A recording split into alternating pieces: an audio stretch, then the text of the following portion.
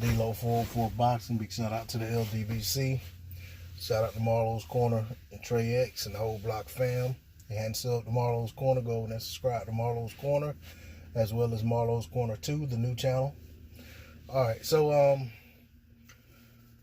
been seeing a lot of videos popping up. Junior the Truth posted one went live a little while ago. I just caught the replay of his live stream talking about the WBC franchise title. Saw a video where 78 talked about Wilder rejecting the title, saying he don't need it, he don't want it. And quite maybe a couple more. Those are two videos I actually watched. I was on 78 live and I caught Junior's replay. But shout out to those brothers for putting that out there. But what I want to say about the subject is this. When the WBC first came out with that franchise title, when they basically awarded it to Canelo Alvarez after Jamal Charlo became the WBC mandatory and kind of was pressing for want to get that fight. Canelo was showing absolute zero interest in making that fight.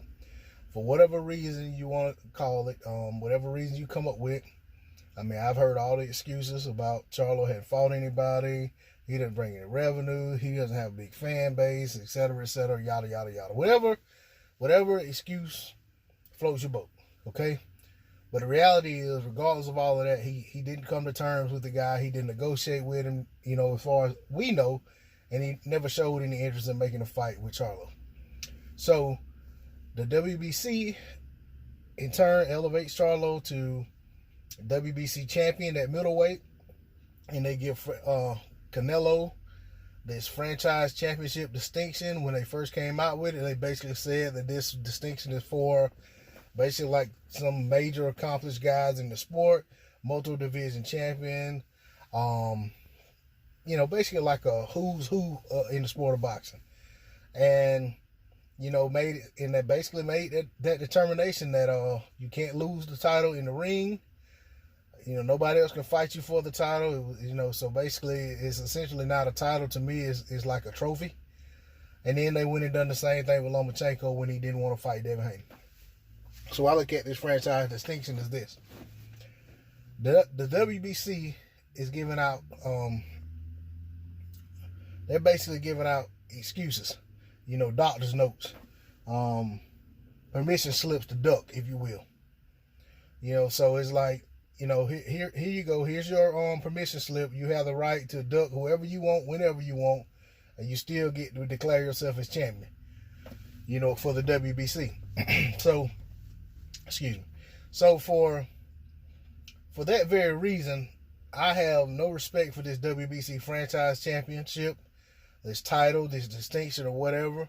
It doesn't hold any water if the guy who they consider to be the WBC champion and the guy who's tied to the mandatories and the guy who can lose his title in the ring is the guy who I'm going to consider to be the champion.